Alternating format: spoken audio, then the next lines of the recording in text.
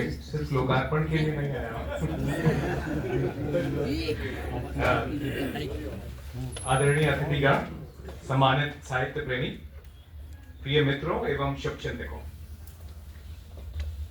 आप सभी का हृदय से स्वागत है।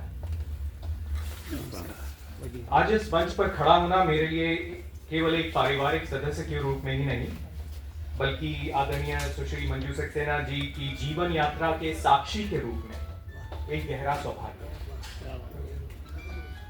मैं इस अवसर के लिए हृदय से आभारी हूं उन लोगों के बीच खड़े होने के लिए जो भाषा और साहित्य को मुझसे कहीं अधिक गहराई से समझते हैं। मुझे याद है जो अंतिम पुस्तक विमोचन इनका जो मैंने अटेंड किया था, तो मैं थोड़ा सा और युवा था। उस दिन मेरे पिता, जो सामान्यतः काफी दबंग प्रकृति के रहे हैं, उनको 2 शब्द कहने के लिए आमंत्रित किया गया और वो बिल्कुल निशब्द रह गए। इसी कारण मैंने अपने 2 शब्द लिख लिए हैं। उस दिन मैं उत्साहित था, लेकिन सच कहूं तो थोड़ा सा ऊब भी रहा था। उस वातावरण का पूरा अर्थ तब समझ पाना मेरे लिए कठिन था, लेकिन उसकी एक जादुई सी अनुभूति तभी भी कहीं भीतर दर्ज हो रही थी। आज का ये आयोजन मुझे उसी स्मृति में वापस लौटा लाया है। एक बेचैन बालक की तरह नहीं, बल्कि एक कृतज्ञ पुत्र की तरह। आज की संध्या 3 नए पुस्तकों के स्वागत की है और इस सभागार में ऐसे अनेक विद्वान उपस्थित हैं जो मेरी मां की रचनाओं पर मुझसे कहीं अधिक प्रामाणिक दृष्टि से बोल सकते हैं।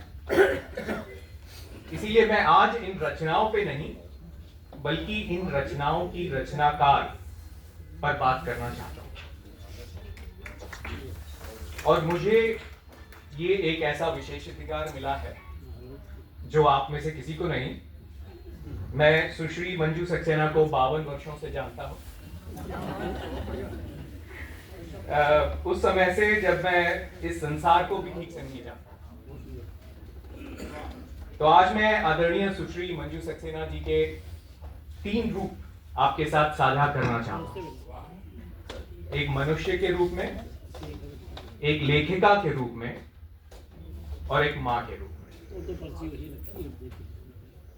अगर मुझे अपनी मां को एक वाक्य में परिभाषित करना हो तो मैं यही कहूंगा कि रचनात्मकता उनके लिए एक शौक नहीं, ये उनके जीवन का ऑक्सीजन है।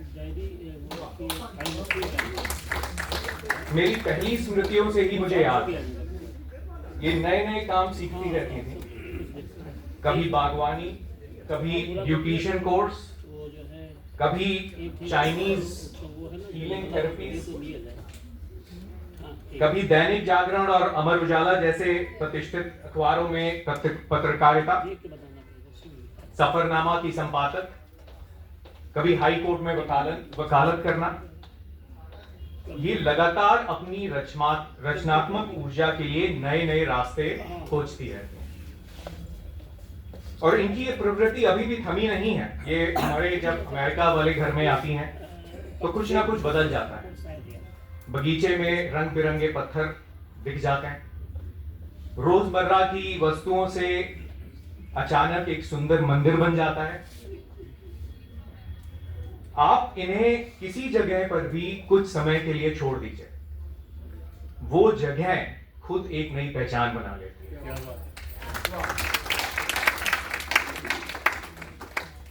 इनके भीतर सृजन के साथ मनन का भी एक चक्र निरंतर चलता रहता है। ये गहराई से आत्म जागरूक है। एक बेहतर मनुष्य, एक बेहतर लेखिका बनने की सतत कोशिश में लगी रहती है। मूलतः ये एक साधक है, एक दार्शनिक जो जीवन की अर्थ की तलाश में निरंतर आगे बढ़ती रहती है।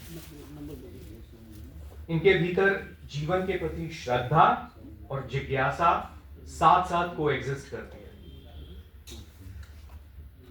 और इस सब के साथ मैं इनकी हंसी का उल्लेख न करूं, ऐसा कैसे हो सकता है? ये कोई इनकी हंसी कोई हल्की मुस्कान नहीं होती, ये एक ठहाकेदार हंसी होती जो पूरा कमरा भर देती है, बोझ को हल्का कर देती है और हमें याद दिलाती है कि जीवन चाहे कितना कठिन क्यों ना हो, खुश रहने की अनुमति हम सबको देता है। और इस उजाले के भीतर गहरा साहस भी है। इन्होंने जीवन में गहरे व्यक्तिगत दुख और लॉस का सामना किया है। मैं उन सबको गिनाना नहीं चाहूंगा, बस इतना कहना चाहूंगा कि जो इनका ये गहरा दार्शनिक विचार है, ये इनको विरासत में नहीं मिला, इन्होंने उसे कमाया है।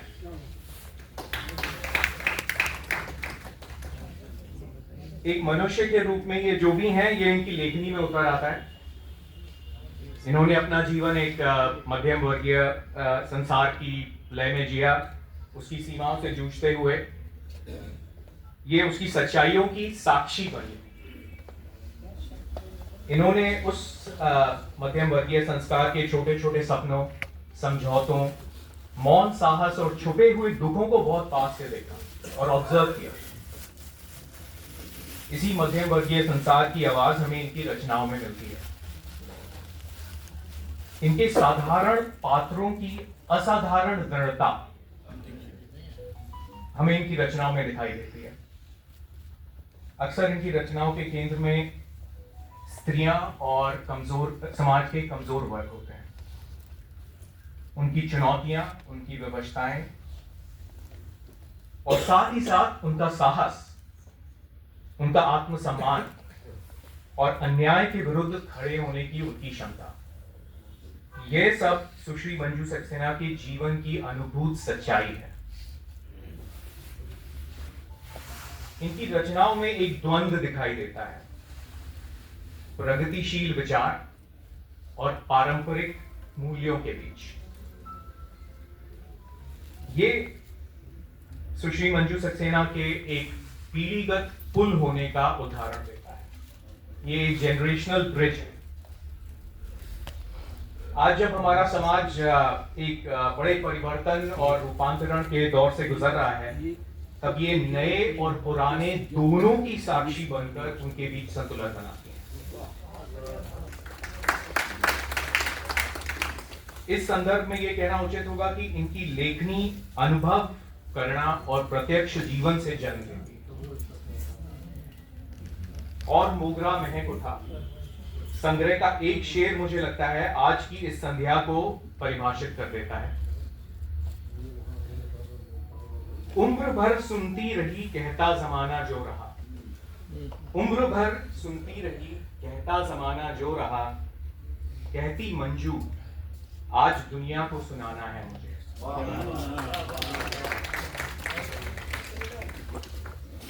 अब मैं उस भूमिका की ओर आता हूं जिसके बारे में केवल मैं ही बोल सकता हूं। मेरी मां मेरी सबसे अच्छी मित्र, मेरी सबसे बड़ी काउंसलर और मेरे जीवन भर की साथी रही हैं। ये उस दौर में भी कूल मॉम थी जब ये शब्द प्रचलन में भी नहीं आया था। खुले विचारों वाली, हंसमुख और सदा उपस्थित। इन्होंने मेरे भीतर पढ़ने और जानने की आग जलाई।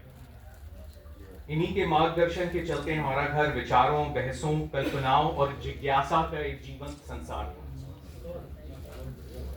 और जब जीवन ने बलिदान मांगा, इन्होंने बिना रुके उसे स्वीकार किया।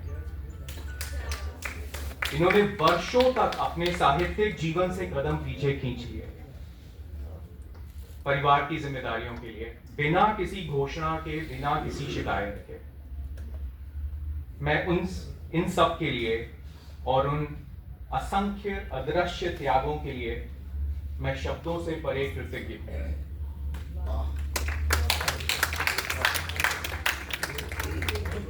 और जब मैं अपने जीवन की ओर देखता हूं तो मुझे एक बात भीतर तक छू जाती है कि मां की कहानियां पढ़ने से पहले मैंने जीवन पढ़ना इन्हीं से सीखा।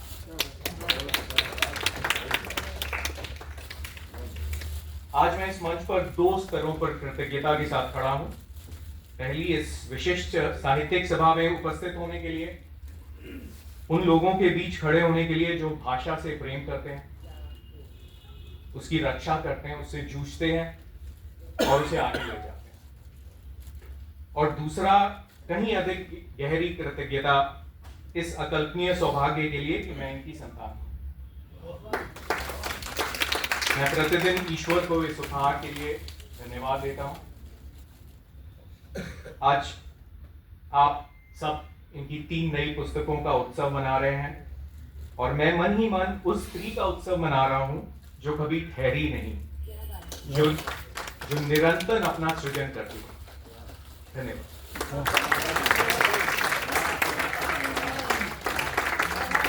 बहुत ही शानदार